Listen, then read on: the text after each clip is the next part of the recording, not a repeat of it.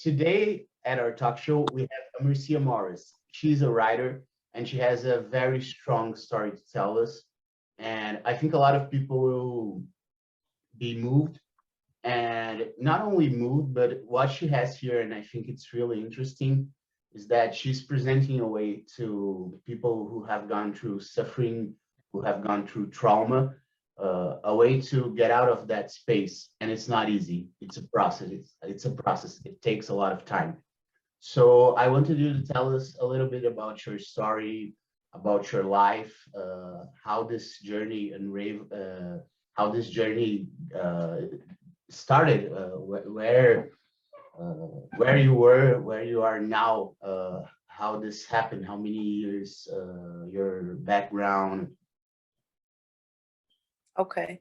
So right now I am in my 30s, early 30s, and I experienced my first trauma as early as 5 years old. The very first trauma was I almost drowned in a community pool and I had to be resuscitated. Okay. I was afraid of water after that. Now I love to swim, but I had to go through that process of overcoming my fears, which is what connected to trauma, which have reservations about that experience. And a lot of times what they do like cognitive therapy and they try to get us to heal from depression and other traumas of that nature. They try to get you to replace a good experience with the bad experience that's associated with that act. That was just one of my traumas and one of many in the beginning of them. But the most concentrated traumas that I've had in my life is sexual traumas. So, and that's as early as 5 and 6 years old as well. You know, I was the only girl in my household. I was explored by these other children. And I don't think they really meant anything by it because they were children as well and they didn't know. But, you know, as I got older, I had experiences with adults and they were unwarranted. They were not welcome.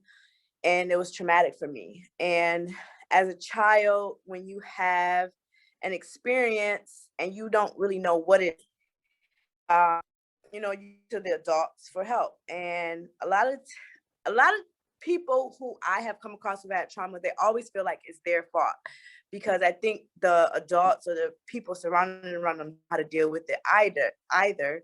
So it'll be like, this happened, but you know, why were you in there anyway? Or why didn't you tell anybody? Or why didn't you do this? I'm like, as a child, you think you did something wrong.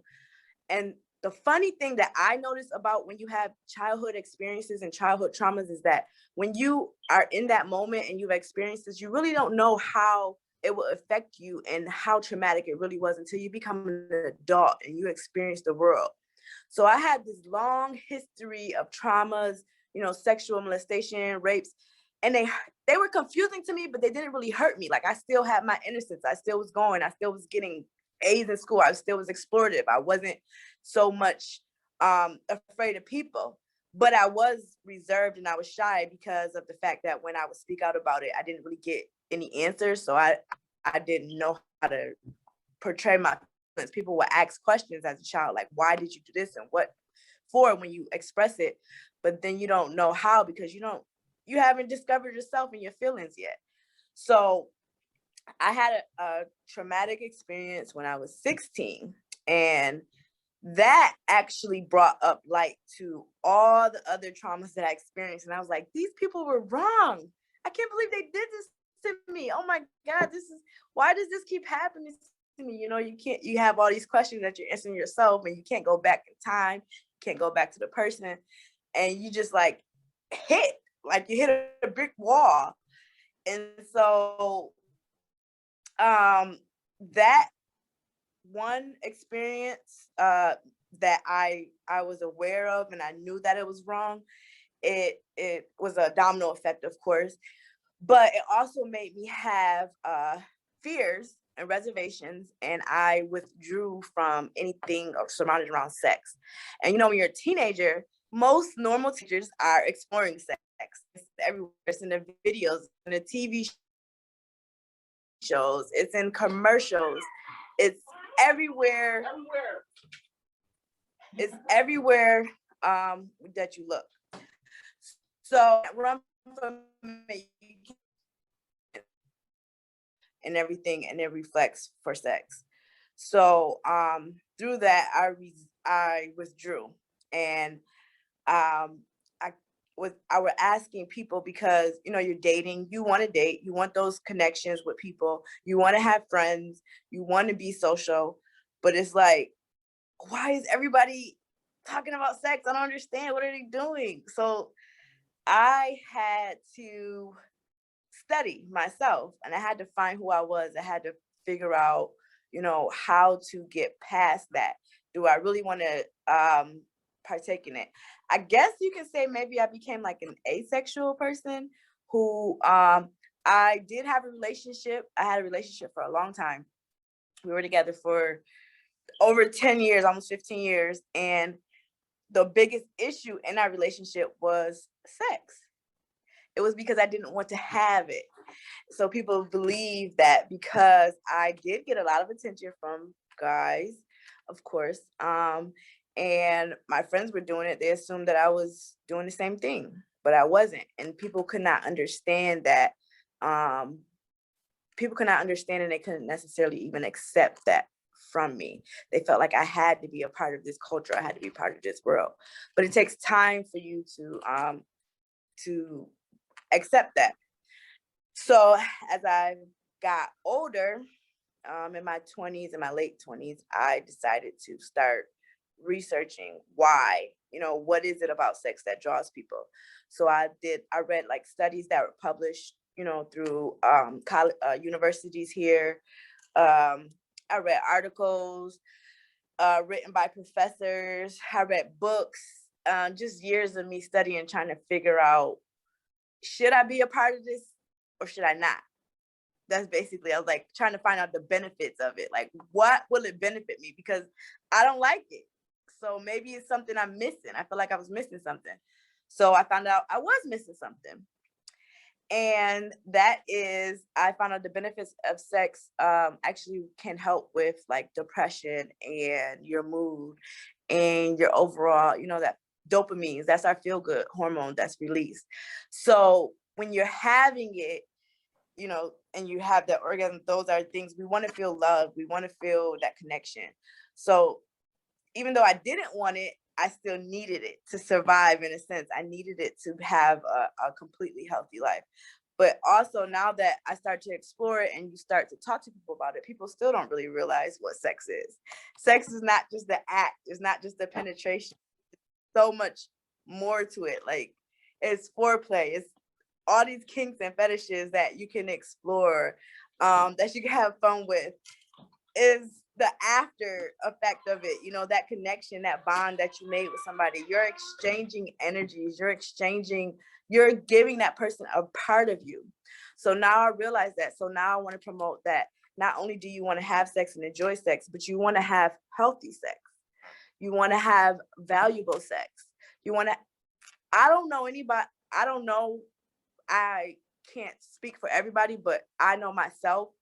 I literally remember every person that I have had sex. And that means not that I remember them like I'm so in love with them or I still want them, but you remember everything about them. You remember what they taught you. You remember what they did good for you, what they did bad for you.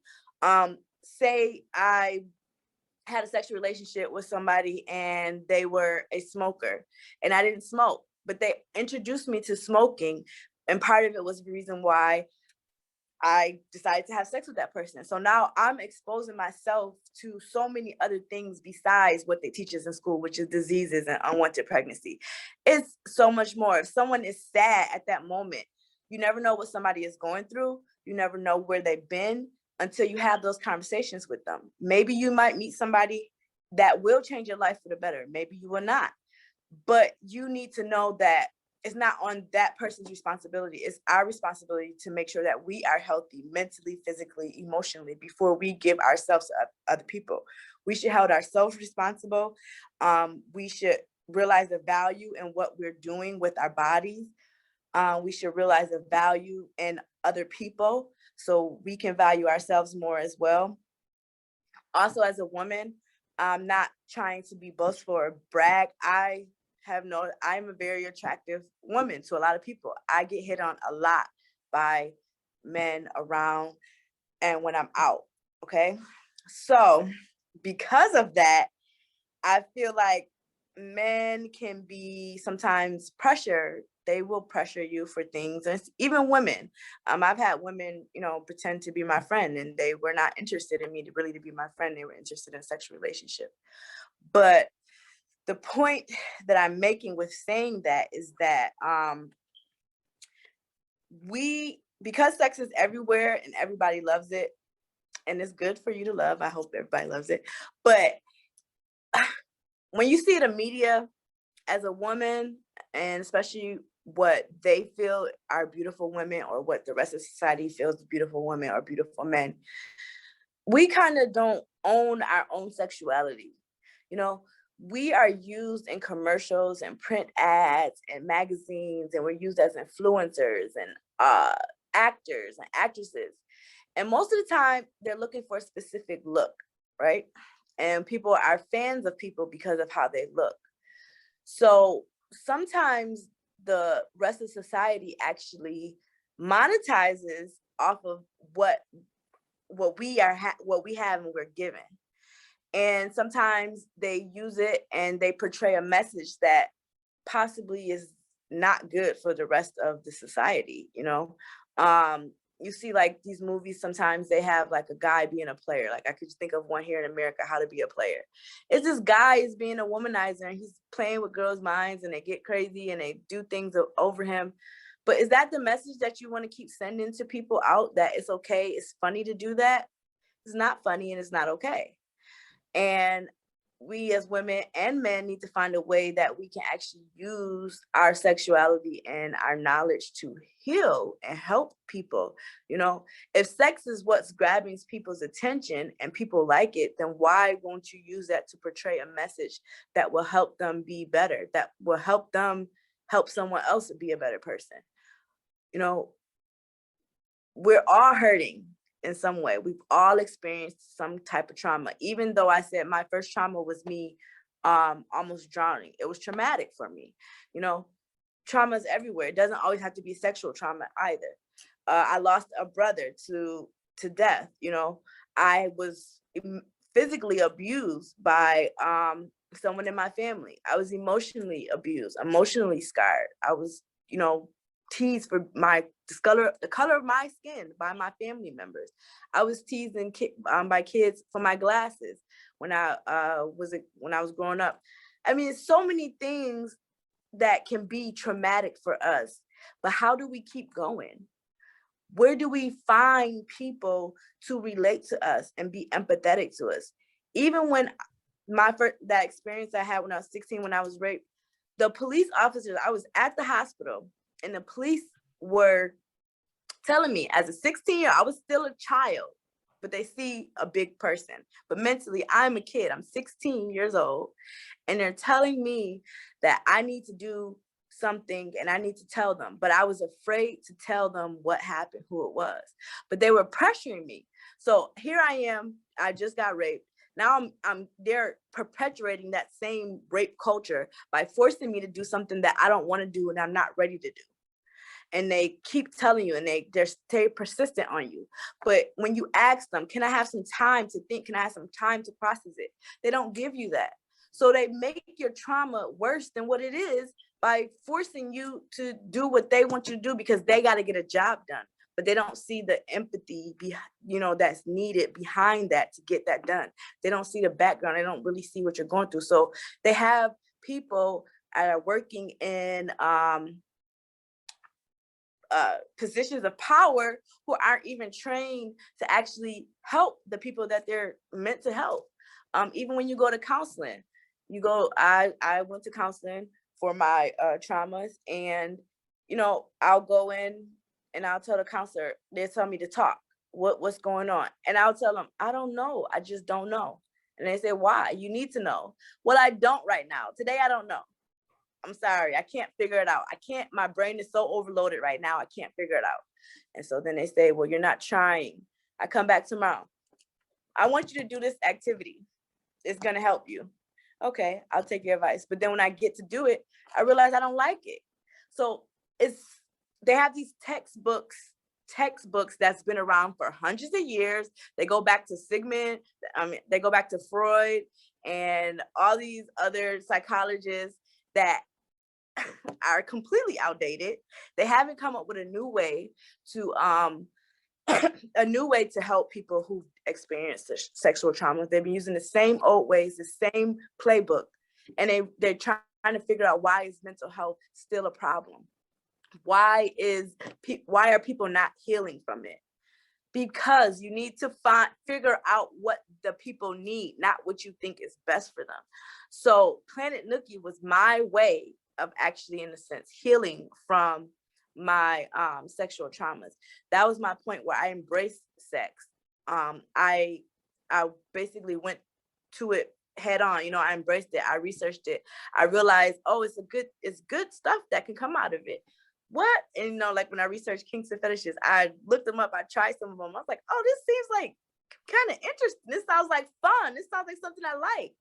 And then that's a whole nother area, a whole nother gray area. So now you are a part of normal society and you come past the traumas and now you want to explore it.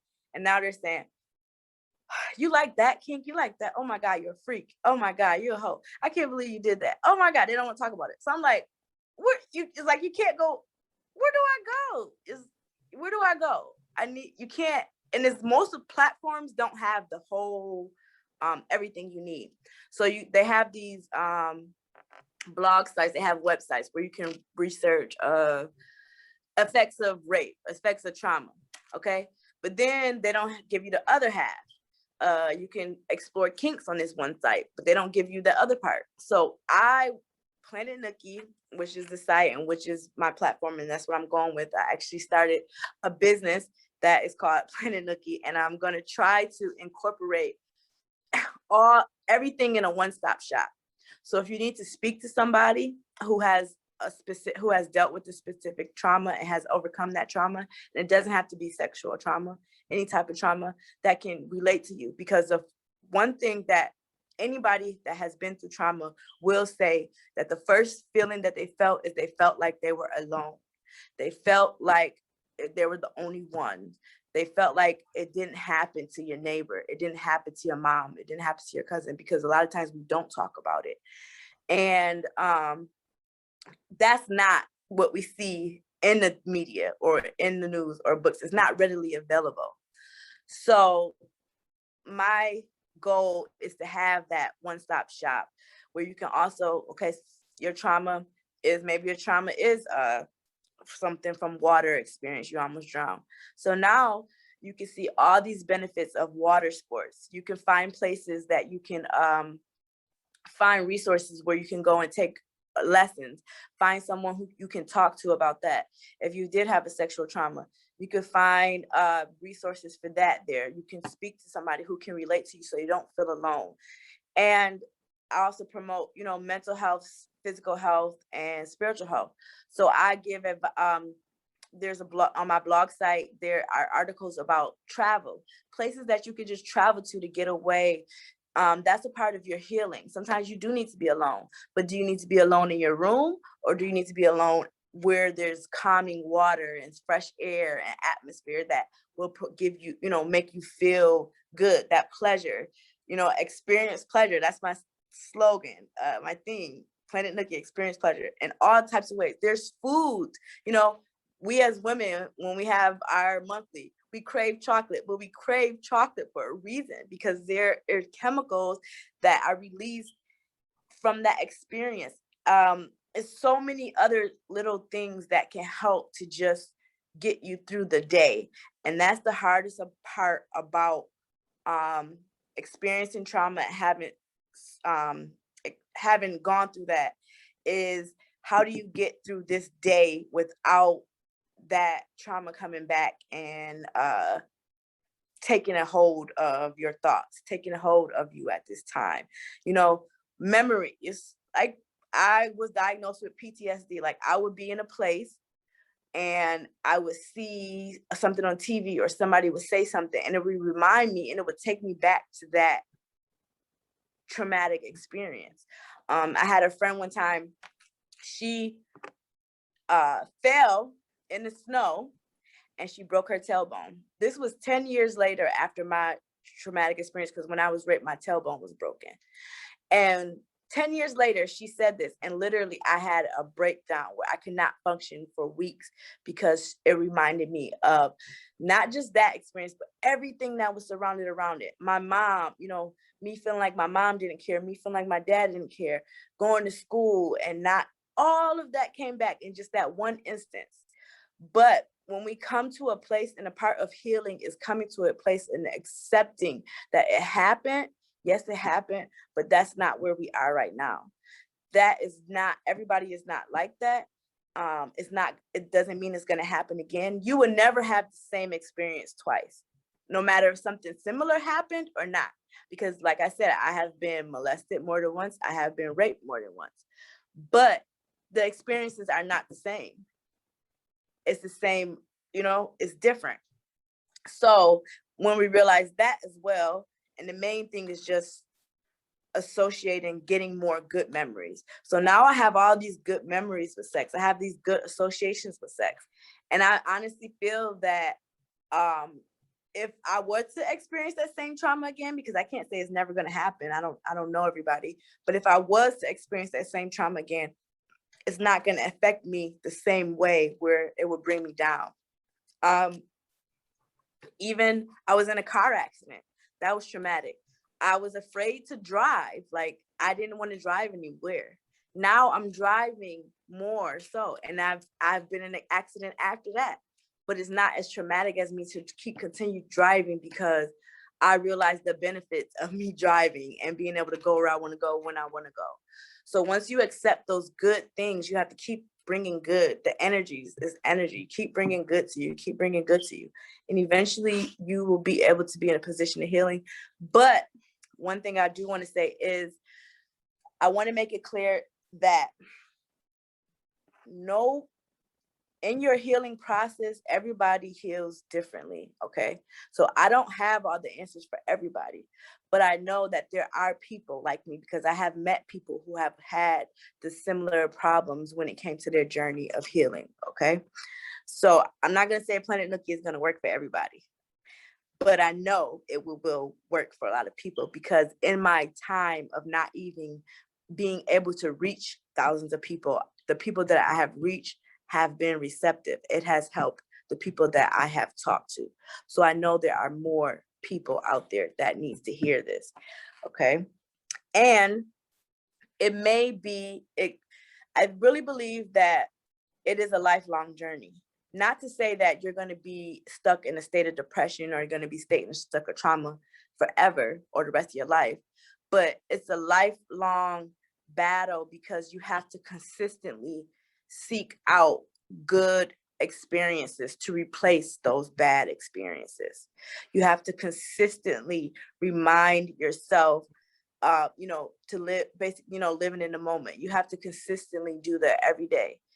And some days you may feel like you got set back, but you didn't.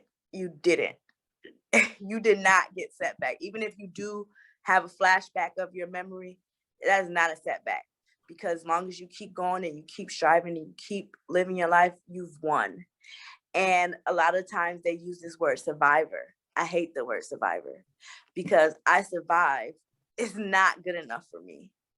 I mean, like, people, there are literally homeless people on the street that don't have a house over their head and they're surviving.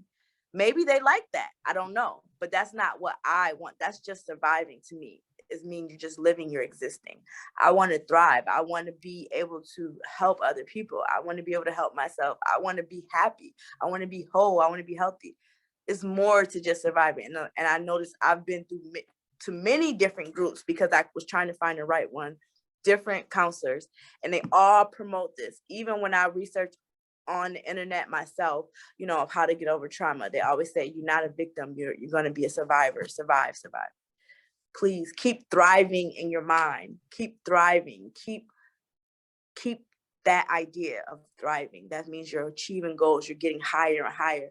And the higher you go, the further you're away from that trauma that was holding you back at one point in your life.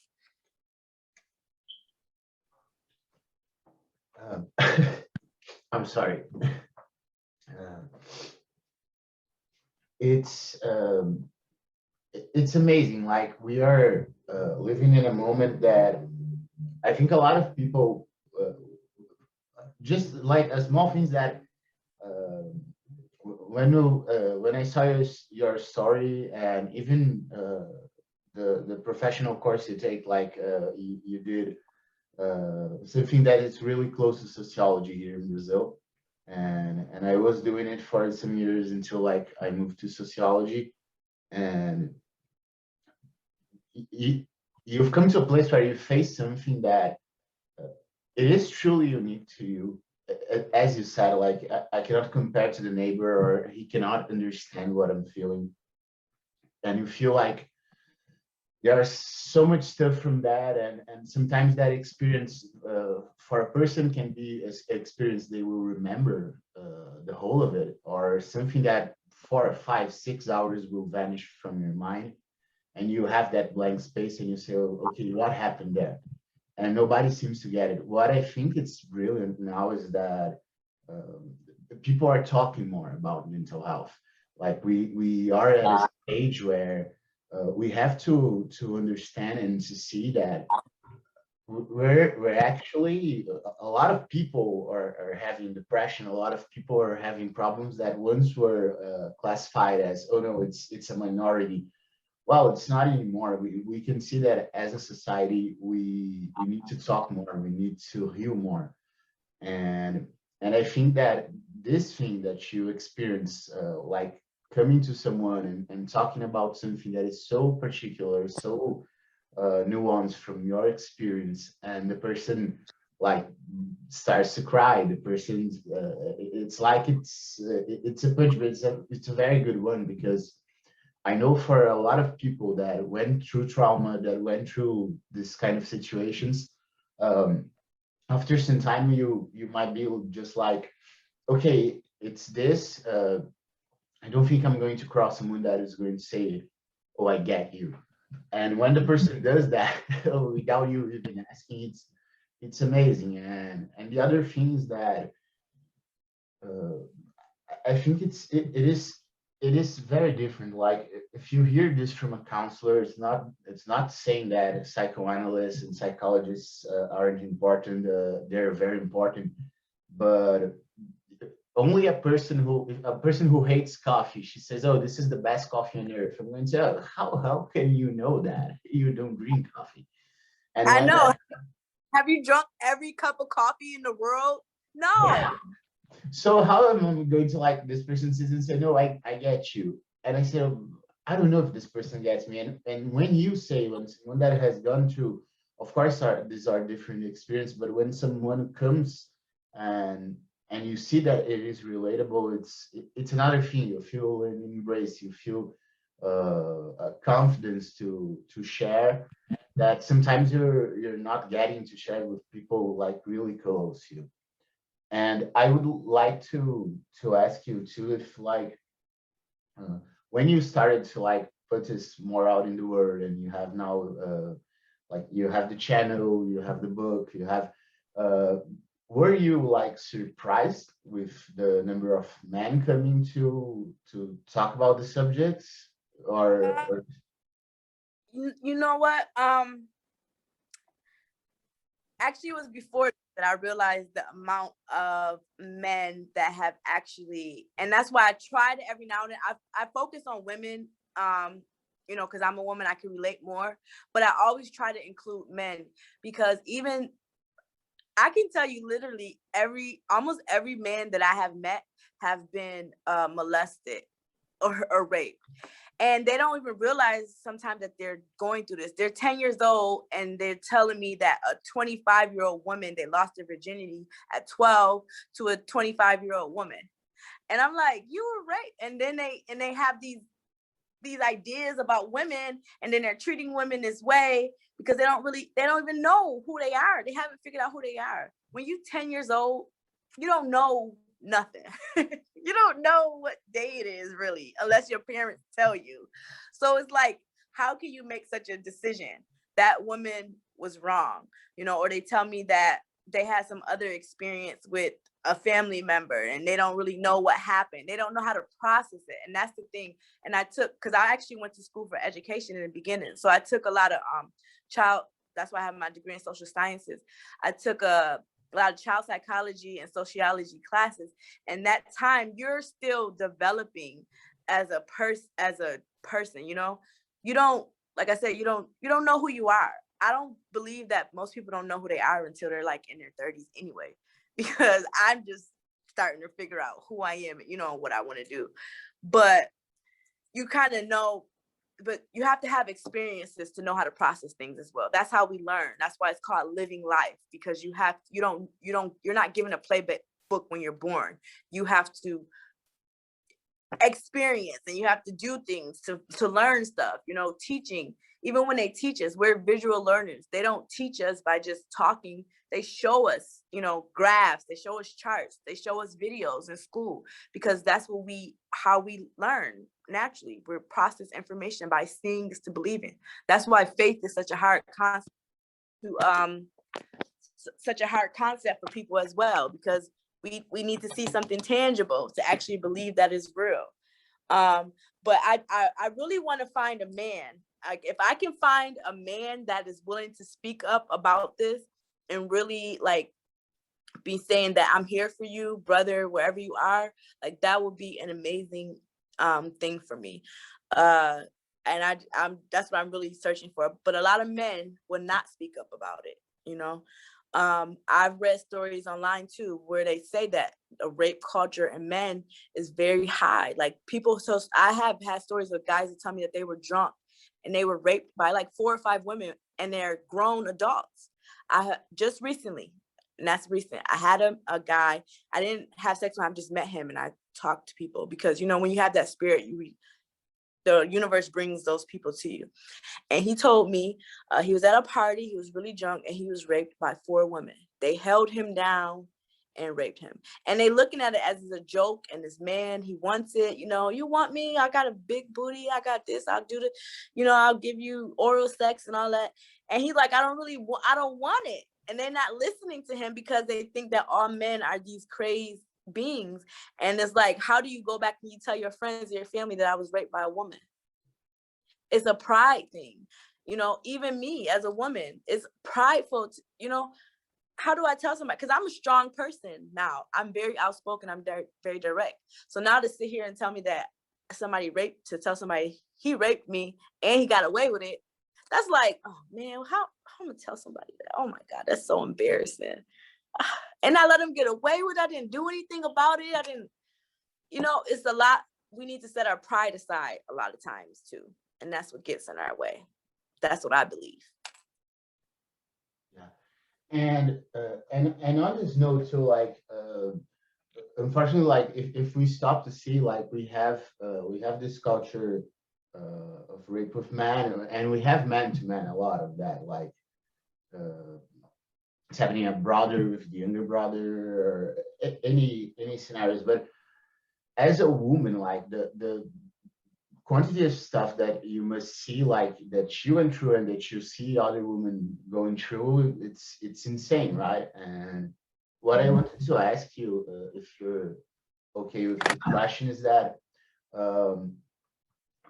I felt like when the and it was interesting in Brazil and US. I would like to make this parallel. Like when we elected Bolsonaro here, which is the Brazilian current president, he's a very open person about the groups he doesn't like. He has public statements talking horrible things about gays, black people, yeah, everyone on this matter. And Trump was on the same thing. And the last time that I went to the United States, Trump was going to become the president. I was in Boston, and I was like, I think that if I don't come here again, so like this guy is not president, I'm going to be fine.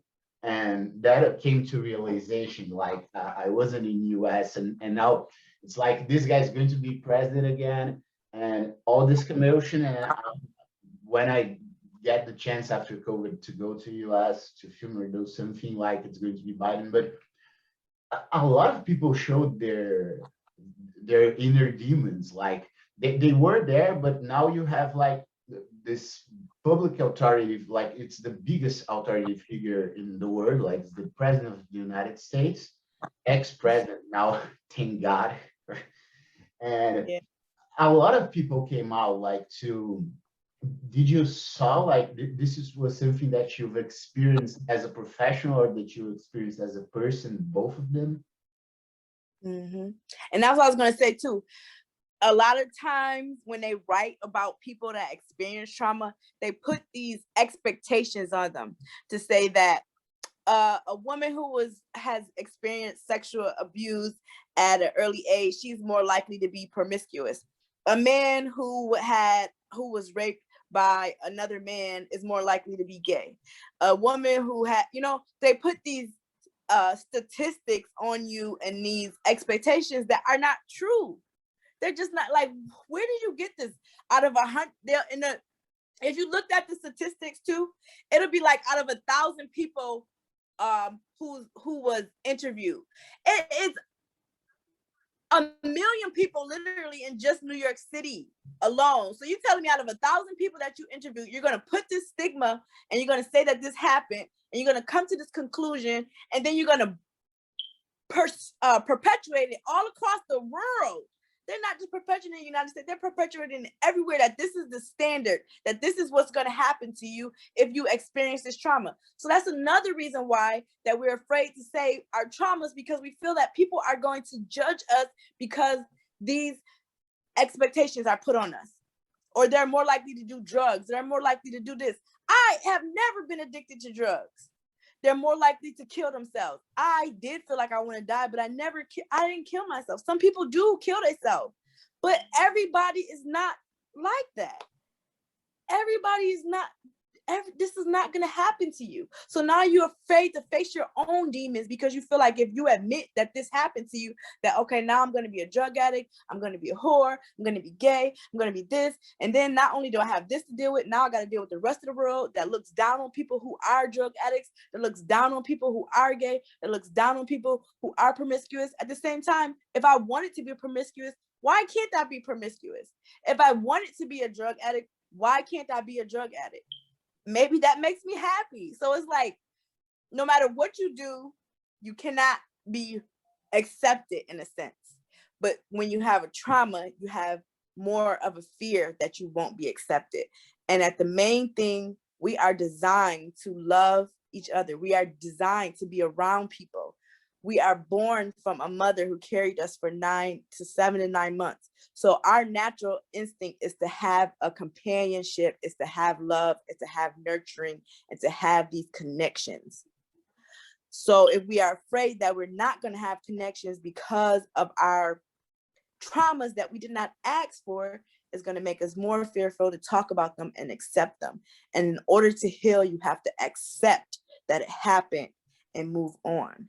And that is what I realized my problem was. I didn't want to accept it. It was literally, if you talk about forget, the first piece of work that I ever wrote, that I read to my dad, was about forgetting. Okay, right? So don't quote me, and I'm not quoting, but I do remember, because like I tell other people, I've always studied words. I studied the English language, and I always looked up definitions for words. So with the English language, a lot of our words are from Latin. We have Latin root words. So forget, there's two parts to a word. It's for and then it's get. So for means to bring forth, and get means to grab a hold of. So like the word itself, forget, is kind of like an oxymoron, if you think, because if you're grabbing a hold and bringing it forth, that means you're perpetuating it. But they're telling you, just forget about it. Just forget about it. But in reality, so the definition that they put forget about it, which is means to like take it out of your memory. But the word itself doesn't mean to take it out of your memory.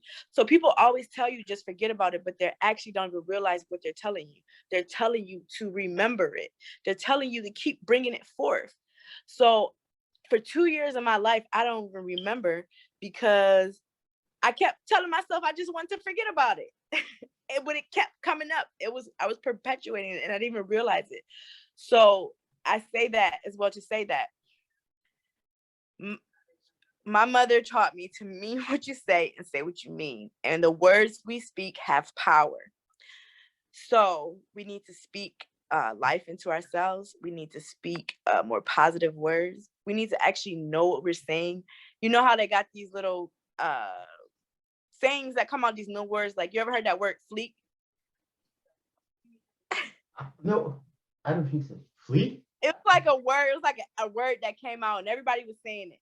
Nobody knew what it meant, but everybody is saying this word and they don't know what it means. So like you putting stuff on yourself and you don't even know what you're doing. But it's just all those little idiosyncrasies that, you know, people do in the media. It's just they all little quirks and stuff. But I kind of lost my point in that. But the point of my saying is that what was my point? No, but I get it. Like what you're saying is like what it's like there's something that someone that it's like the person I took 3 things from that. It's like there's someone that it's like this person is really nervous. If I say to this person like be calm, like this is going to be the opposite effect on that person. The second thing that I took is like what we say generates a force like and it's not a spiritual thing. It can be a spiritual thing. It's up to debate on that. It's going to be for a lot of time, I believe. But even on your mental process, like if you stop every day and you start to say, oh, this thing is going to happen, this thing is going to happen, this is, your brain starts to like get agitated and you will try to work around that, you know, like I've did a lot of meditation throughout some time of my life, and I was like concentrating, like I'm going to sleep, I would fall asleep much easier, and I think it's the same thing. And the third thing is like sometimes I'm reproducing a behavior, I'm reproducing a word that I don't know where it comes. Like I'm being invasive with this woman, I'm being invasive with this person. I don't see that, but I am reproducing something that it was taught to me that because I occupy or this person occupies this category, you can project yourself into them, and because that person occupies that category, like they can project themselves on you, and you have to take it. Mm-hmm. And I think learn behavior, yeah. Yep. Yeah. So that's what I mean. That's what I say about kind of owning our own, like basically owning our shit. You know, we gotta own our own lives. Don't let the media own who you are. Don't let the rest of the world own you. That's how you really find true happiness, is by accepting who you are, all your faults, all your flaws. And I tell people all the time, I own my shit. I'll tell you in a minute, if I get mad, I'm going to walk away. I don't want to argue with you because I know that my anger can get out of control. But that's part of me accepting who I am. That's just who I am. Either you like it or you don't. But I function in life. I do things. I like to be alone sometimes. I have to do that. Sometimes I just have to be alone by myself. But everybody doesn't accept that because they don't understand. But I own it, and I don't care anymore what other people think. Because when I come out, and you're going to love who I am, right? So don't let basically it's like a balance. Don't let those little upsets. It seems it's a trauma. We have traumas, but if we actually kind of say that's just a little upset, it's just a little upset. You know, it's so much more to life than that one moment. If we kind of can do that, it takes time. It's easier said than done. And I hate to be that person doing that, because I've been where I've gotten advice from people and I'm looking at them like, what are you talking about? So I feel like I know that you have to be patient with people. You have to give them time. My ex-boyfriend, when he knew what happened to me, he knew what I was going through, he was my only support. And he used to like research stuff on the internet and give me papers and give me books about it and try to help me to heal. And then, you know, he was the one who encouraged me to like go to counseling and if it wasn't for him, I probably would have never started my journey for healing. But it took years of him doing this, for me finally to take the first step and actually call a professional. It took years of me getting here. It's been 10, 12, years of me. And he's like, oh, how are you this person? Are you like sex now? Where was this person at when I was with you? And I'm like, I don't know. You just didn't have time to wait. So it's like, you have to understand that time, because you're already dealing with your own emotions. And now you want me to bring your shit into it too? What? I'm not Superwoman.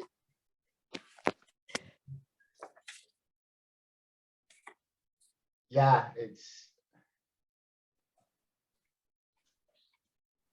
this is the thing, like it's really awesome because in a sense, like it's so unique for everyone, but the final result that I think that we are all like trying to get to, or striving to get to, is that we want to be comfortable with ourselves. It's not that we want to live on a solitude where, I don't want to see anyone, but I can understand what's the difference between being alone, being in a solitude state, and feeling lonely, feeling abandoned. And I think that that's the thing. Like when I can appreciate myself for who I am, even if I am alone, and in the moment that I appreciate myself for that, that I understand that I cannot have full control of everything, that I can forgive myself for stuff that it's not my fault. That's the when I can start to like understand how to be appreciative of myself, and be among other people, feeling like this community sense, but at the same time, it's not what is keeping me from falling apart. It's just something that I have as another tool to make my life interesting, to make my the time span that I have here make sense. And it's a build up that it's personal to everyone too. And everyone has its history, but I think to summarize, it's really cool. It's insane to see how much stuff you took it in. You saw science here and your personal knowledge, and you didn't cramp this all up in a talk that it's like boring and massive. It's like, no, it's like we're chatting, we're talking, and it's like we're friends, and you can touch people like that. So I do. I think And it's that's what I did with Planet Nooky. I made it entertaining. I mean, I taught lessons in the book. It was one instance where Ani, she's married to Gama, that's her husband, and she like wanted her way, so she used sex as a weapon. Like she's like, "Oh, you're not getting sex from me if you don't do what I say." So, but it's like they're gods and goddesses and they're rooting their planet, but they still have these characters that we do that is not healthy. That's not healthy to tell your partner you can go and use sex as a weapon and say you're not getting any unless you do what I say. That's like abuse. You shouldn't do that. Like I said, I did the androgyne is in there, and so I incorporate all of this stuff in 50 pages, is which I love to, because with poetry, as I stated before, poetry gets straight to the point, and it just gives you the message in as little time as possible. And so I created Planet Nooky. Everybody says it was funny. They laughed, they cried. It was entertaining. They're like, "What were you thinking?" And I was just trying to get my message out. It's so much to ruling a planet, so much to life. The endorphins are released into the planet by when they're having these sexual experiences, which help the rest of the citizens grow and be strong and be free. And the planet, there was the most beautiful planet on in the universe because of this. So it's just so many like little hidden messages in Planet Nooky, and it's fun and entertaining, and that's what I want to do. The same way the platform, like I said, traveling, eating, games you can play, activities you can do. Everything is a part of your healing. It's not just one way. It's not just one thing. Maybe Planet Nooky isn't for you at all. And I hope it is, but if it's not, it's not, because everybody is not the same and everybody doesn't respond to it the same way. Well, I have a feeling that a lot of people will, in a positive way, and because I think the message you want to convey is something that sometimes people might not understand they're searching for, but it's not like holding the answers, but understanding what reality, what answer, like what can I create with what I have to live meaningfully. And I Mhm. think that it's really, really strong. I think that with all the background you have, like making this turnaround, and after all this time, like saying, okay, now that I found myself, like I have my solid ground. I think a lot of people would say, okay, so goodbye, I'm going on my own. And no, you like take all this out, and now that you know that it's out, you say, okay, so now get out of all those other people. Like I don't want to see them, something like that. And the fact that you find this as something that appeals to your soul, appeals to your creation, that is the definition of human and artist. So congratulations, like it's Thank awesome you. to have you here today. Thank you. Thank you so much. I love to hear that. And it's so funny because see how I'm having this interview with you? I haven't even reached probably 10,000 people with my message. But it just takes one person to just give you that fuel. Like this is fuel for me. Like I'm doing an interview for you, for me, but you're giving me the fuel I need to keep going. Like I needed to hear that. That was amazing. And I thank you for that. Because everybody not telling me, everybody doesn't tell me that. But imagine if I got this, from millions of people. It's so many people in the world to reach. So imagine how much good we can do to with people, for people and other people out there that need to hear just that one little word. Those one few words, the sentences. I was scared when I put out Planet Nooky. Honestly, I was scared that I would get the wrong reaction from people, and which I did at one point. I got a lot of people who thought that my book was just about sex and just having a whole bunch of crazy sex. It is not about that. It wasn't about that from the beginning. And I told people that when I did it, I chose their names purposely, of their meanings of their names. Ani meaning Ani, which means of God, beautiful. So she is described as beautiful. Gamba is a warrior, which means he's strong. Nanya, most beautiful. Zamani, all of these words, everything in my book has a meaning. I made them be gods and goddesses, you know. Um, just it's not just about sex. And I want people to understand that too. It's not just about having crazy sex. It's a message behind it. And I want them to know that as well. That's the most thing. But I was scared of how people in my family would think of me too. I was scared about how people would respond to it. And but now that I start getting more feedback and meeting more people, that's what I needed. I need to hear stuff like this. And now I'm going and going and going and going and going. And it's gonna be great. I know it is. No, just keep on writing, because I think it's a message really, really worth spreading.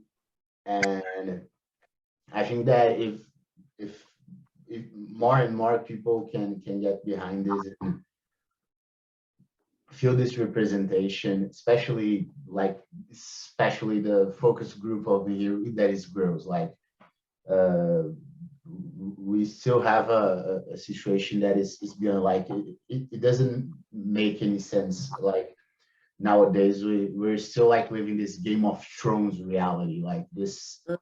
It's time for us, like I would remember people like watching Game of Thrones and say, oh my god, it's barbaric. And I would think, man, if you put other clothes on them and take out the dragons and then put other things like guns, and so it's pretty much what's happening now. It's And reality. Yeah. yeah, it's grim, and it was like this to the Fox, like the series, because in the end I think people were like, they enjoy this brutality, and because they know that it's something that we're experiencing. And I think that if we can talk like openly about how we feel, and how people still have a very uh, strong like violence behavior towards the others, and and think, why do we keep on taking this route? I think it's going to be something very good for everyone to like trust a little bit the other, like say, okay, so maybe this person is going to hear me and she's going to help me. Maybe I don't have to be like in a paranoid state that if I tell this person is going to use it, but if we want to see this, we have to like join hands. So it was awesome having you today. And I will link on the video for you guys to access and buy the book on Amazon, and also access the website and see the stories and all the content related to this interview. And keep following her and give this message to a friend. If you know someone that is like struggling, that needs this help, if it is a girl, if it is a boy, trans girl, it doesn't matter. If it is a person who needs this help, send it to them. Thank you. Thank you so much.